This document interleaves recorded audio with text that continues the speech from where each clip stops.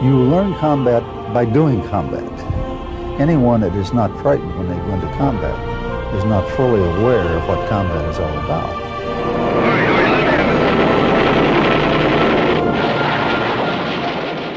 Brown is one lucky man. Flying American bombers in World War II, he could have been another casualty for the 379th Bomb Group.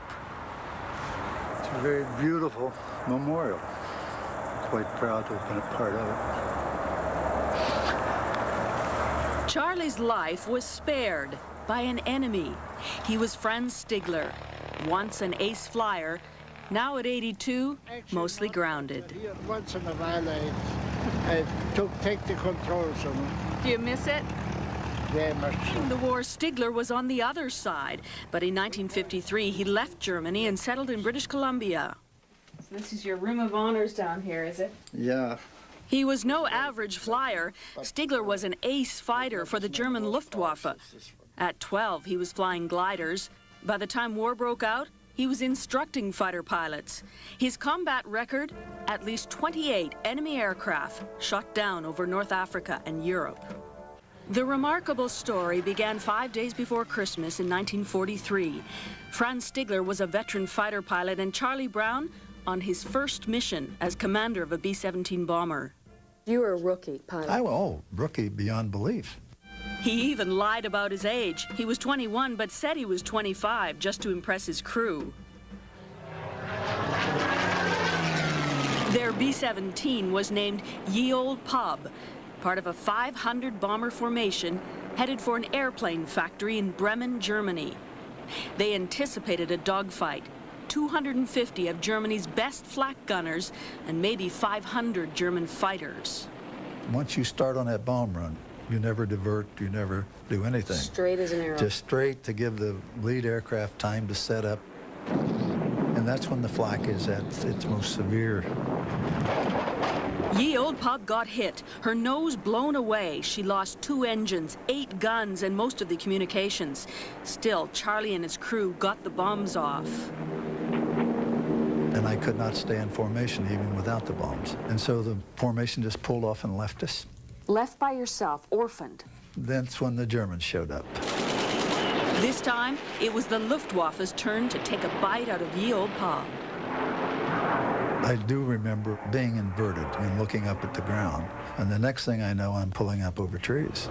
That day, in the same battle, Franz Stigler was doing damage in his Messerschmitt 109. I shot 2 down in the same day, and then I landed to refuel and rearm. From the ground, he spotted Charlie Brown's crippled bomber. So I went after him, looked at the flying wreck and sized him up and figured out how to finish it off. My guns were frozen up, and I had my barrels pointed at him, and he knew they couldn't do anything because they weren't shooting. He kept closing, I couldn't shoot. So I'm sitting in the cockpit alone, and I look out, and there's the world's worst nightmare sitting on my right wing. I closed my eyes, and I opened them again, and he was still alive. It was a feeling of absolute helplessness, and, you know, you were totally subject to his whim. Do you remember Charlie's face? Yeah, I remember this face. What did you see in that face? Horror. But in that moment, just 5 days before Christmas, Franz Stigler saw his enemies as fellow men. He never fired his weapons. Shot full of holes, guns frozen up, and a badly wounded crew. I had one that couldn't walk, one that couldn't use his hands, and one with the leg blown off, and one dead. Franz had an easy mark. He zeroed in from the rear, expecting to face the tail gunner. And I saw him lying in there, bleeding profusely, so I couldn't shoot. You couldn't? No. If I wouldn't have seen him, it was different. If I wouldn't have seen a person at all, you know, I would have shot. They're the enemy. When you shoot at the airplane, you don't think of people in there. You see the airplane, nothing else. The plane, that bombs your cities or your factories or whatever. But in this case, as I saw this tail gunner, it's just couldn't do it. Instead, he tried to get the B-17 to surrender over Germany, but no response. So he escorted the bomber out over the North Sea and pointed towards Sweden a half-hour away. But Charlie Brown had other ideas. I said, I'm going to try to make England. Well, just about that time, he gave a wave salute and left. And the last thing he did, waved to us just like that. Peeled off to the right and went down. What were you saying with the wave? I say, I hope you make it home. That's what my wave was about. Did you ever think of him again? I always wondered all these years what happened. Could you sort of tell us what your feelings were when you two met today? It's almost impossible to describe. We had spent several hours on the phone, so I felt that we had something in common. First, a love of air and a love of aviation. It was like meeting a family member, a brother that you haven't seen for 40 years. That's about as close as I can come. Franz, what were your feelings when you met again for the first time? I was so happy as we met that I dropped him and hugged him.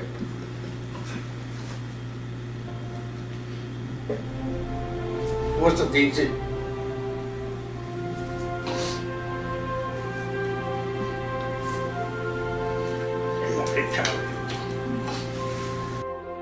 What do you owe Franz Stigler? My life.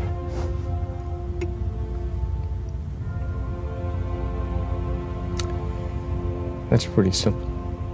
Sure is.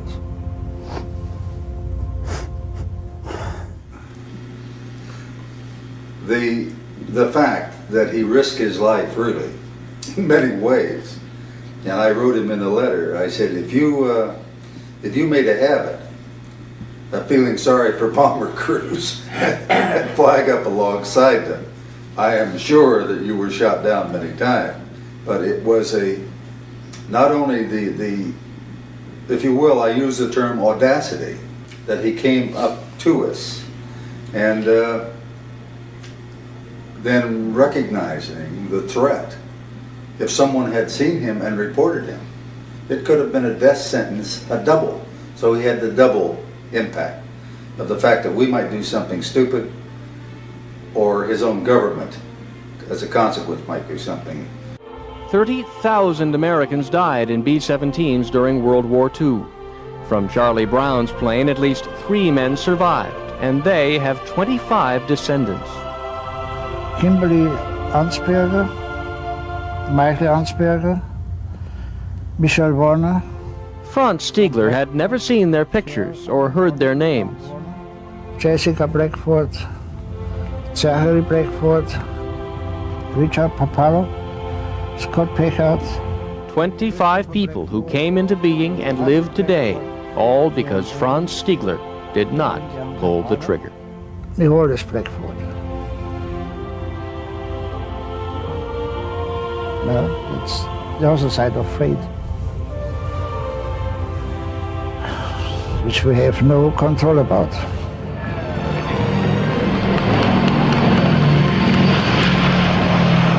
Now barely a year goes by without a reunion.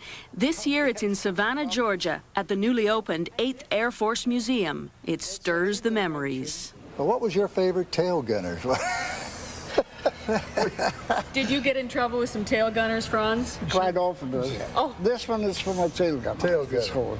Now- I had one in the lake too for my tail gun. Franz, where's your plane? That one up there, that was my airplane. I lost 17 of them. Now, did you guys fear the Messerschmitt? We respected him very The much. fact that Franz shot down colleagues, friends, That was his job. family, that was- doesn't bother you? No, that was his job. That day, I killed a man who had 70 victories in the Soviet Union. He had a pregnant wife that arrived on the base while he's airborne that day. These things you put in the back and you lock. Did he ask you why you didn't shoot him down? No, he didn't. Not then, no. Sometimes I wonder why I didn't. He's become a pain in the neck, has he? Yeah, really. There's no plane like the 17. Put any vets together and the stories fly. But this fall at the reunion of Charlie's 379th Bomb Group, one war tale stood out. Charlie, would you like to come up here and escort Franz Stigler to the microphone here? This certificate has been presented to L. Franz Stigler in appreciation of his compassion and chivalrous action. Franz, it sort of leaves me wordless, almost. It could not happen to a nicer gentleman.